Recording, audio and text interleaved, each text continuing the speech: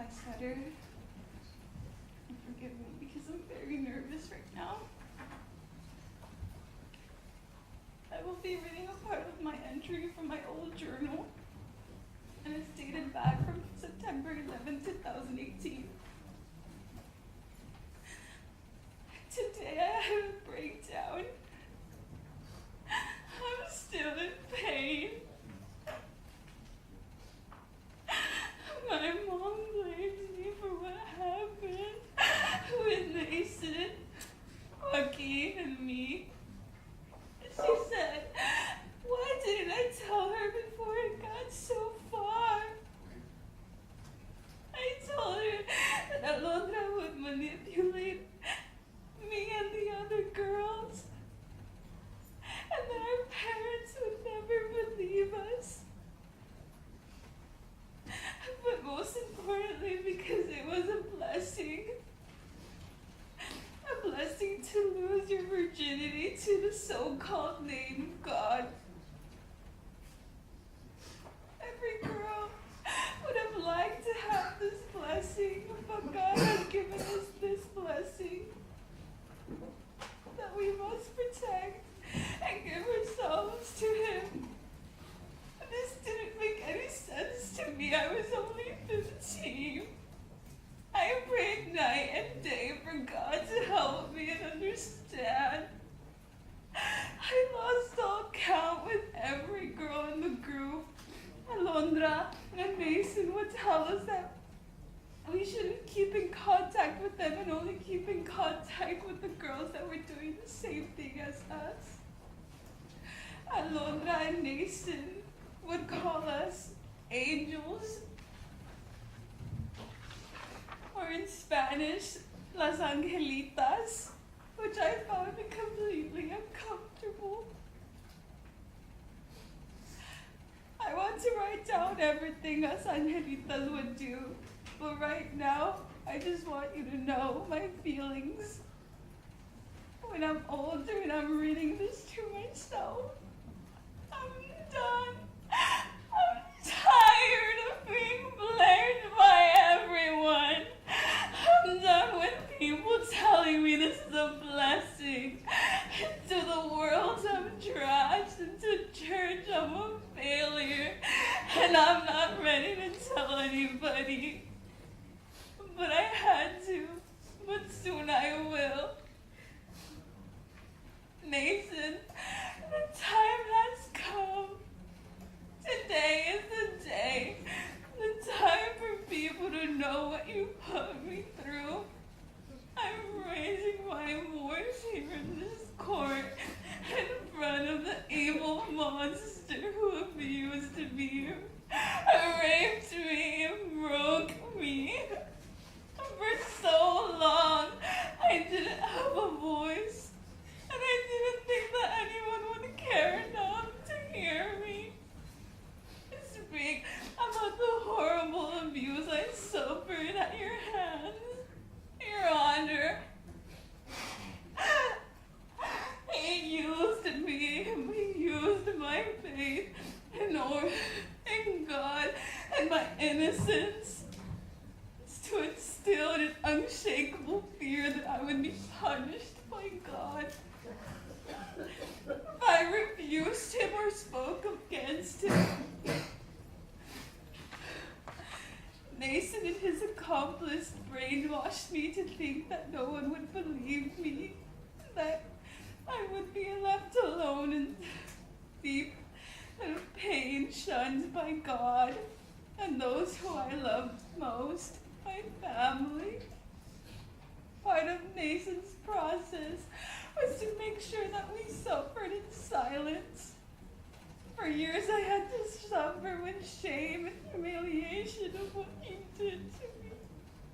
The disgusting memories.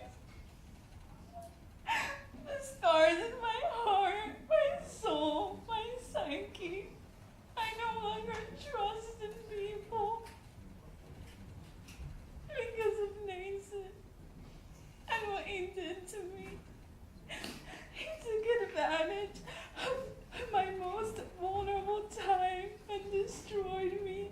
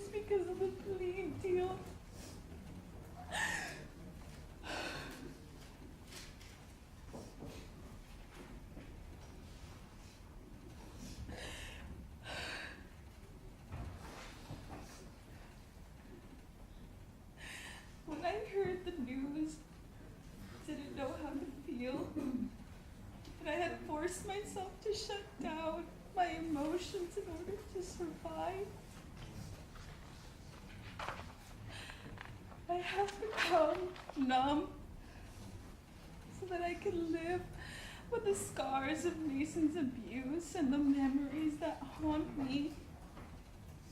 But standing here today, I feel anger, fear, disappointment, and hopelessness. For the past year, I felt so empty and so alone.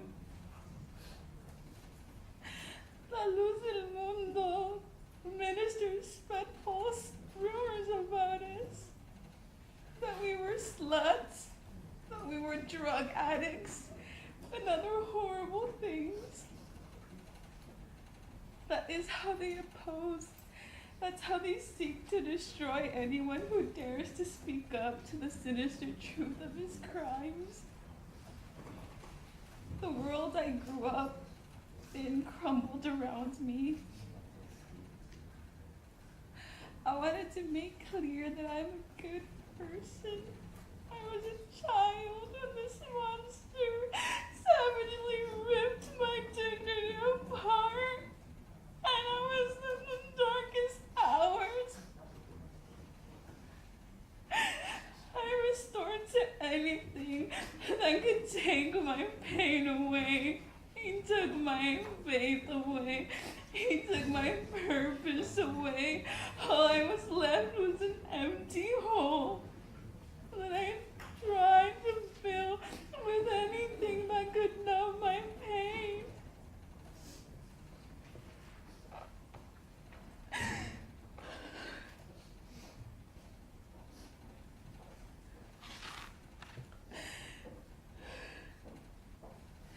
In a disrupted attempt to flee,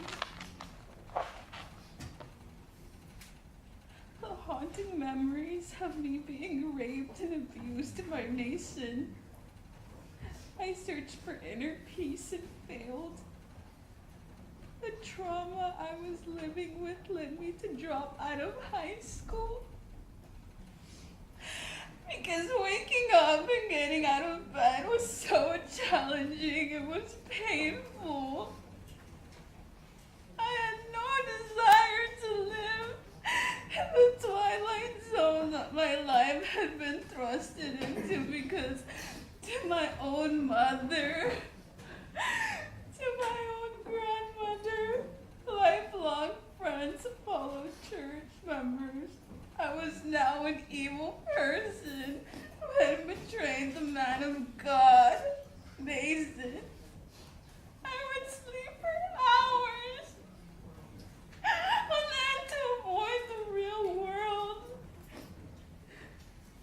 And howling relentlessly. But soon my safe place was thrusted with nightmares that I could have not escaped. I developed insomnia. I was going crazy because nobody understood my pain. Nobody. My relationship with my mom was shattered.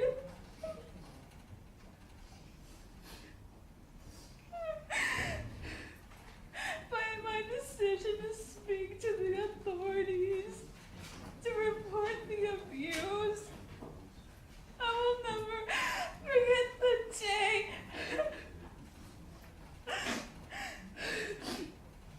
I will never forget the day when Naasón was arrested. That morning, my mom woke me up to go to church with her. The entire church was called together to pray for Naasón.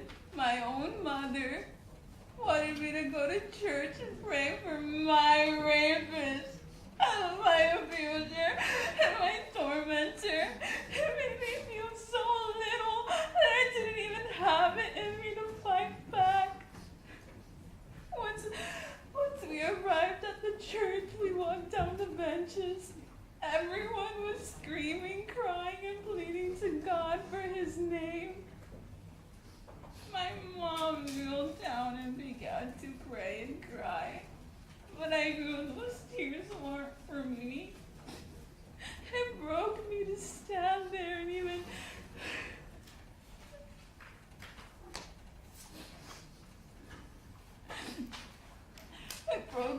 just stand there and even thought deep inside, I know that her actions were a result of brainwashing and conditions she went through. I couldn't help to resort her and to feel betrayed though. She wasn't feeling pain for me, her child. She was doing what she was indoctrinated to do. She was putting Mason first above all, even above her flesh and blood, the child formed in her womb, whom she brought to this world. I kneeled as well, but I felt like I was crawling out of my skin, so I got up and I looked at her and I told her, Mommy, I can't be here. I have to go to school. I will never forget that moment because she didn't even look at me. She didn't even look at me. I wanted to scream. I wanted to bleed in my head for her to look at me. I remember thinking, Mommy, please look at me. Please, I'm in so much pain. She never looked at me. She coldly told me to do whatever I wanted. I walked out of the church with my heart bursting out of my chest, broken and crying. I got inside my car and I began to drive to school with no thought. You, Naasón, have ruined everything for me. The moment you took my innocence away, I'm sure it meant nothing to you, but to me it meant everything. I hate my body. I can't stand to look at it. I wish I could erase every part that you filthy, evil hands and body touch. I hate myself for being so affected by you and by your abuse. You, Naasón Joaquín, are the deprived who have stolen my innocence, my childhood, and my ability to have a normal life. 16 years and 8 months for you to be in jail. It's simply no justice. It's simply not enough for the lifetime trauma you have caused me and my family. You deserve to live the rest of your life in the South. I plead to you, Honor. Please consider Naason's sentence and extend it to the maximum amount of time allowed by law. I'm not angry at the prosecution. I just don't understand why they would negotiate with a child molester, and I question their lack of prudency in their communication with us. I wish with all my heart they never experienced the pain they're dealing with our sexual predator has added to our hearts. Not only did they reasonably notified us of Naason's plea, but they completely failed to inform me about Susana Oaxaca's plea. They did not allow me to hear her admission of guilt. I was not informed of the hearing, and I still do not know what the results of the plea is. I have heard through news that she will not go to jail at all. Will not have to register as a sex offender. This is unbelievable.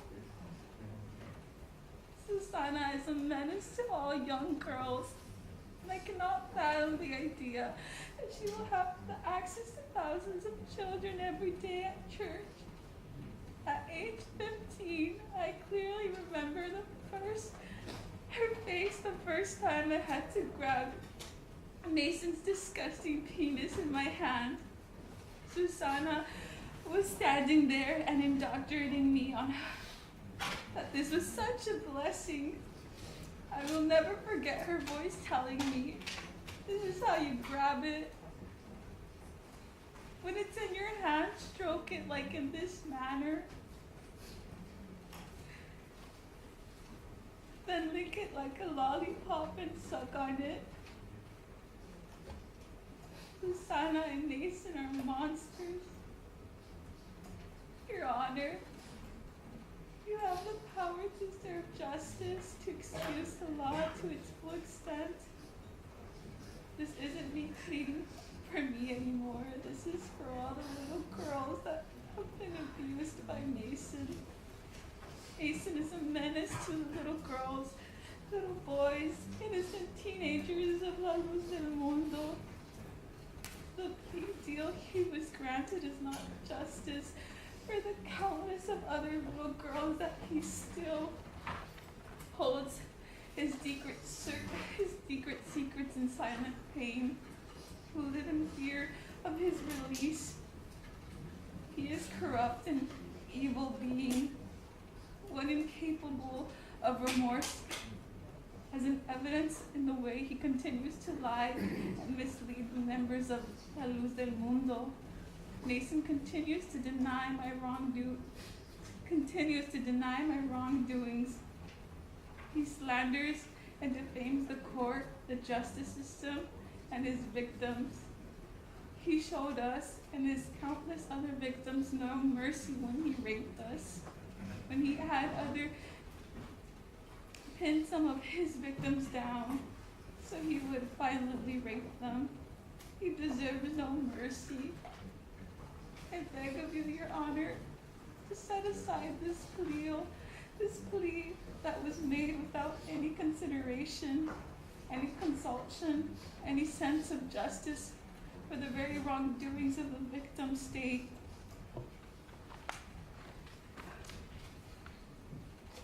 Your Honor, I ask of you to reconsider his plea deal. I ask you to reconsider this decision any way you can, and in any way you see fit after hearing our voices. Please bring justice that we actually deserve. His plea deal is not enough. He deserves a lifetime for each and one of us Jane Does. That he destroyed our lives. I plead to you, Your Honor, please. Respectfully submitted, Jane Doe 3. Thank you.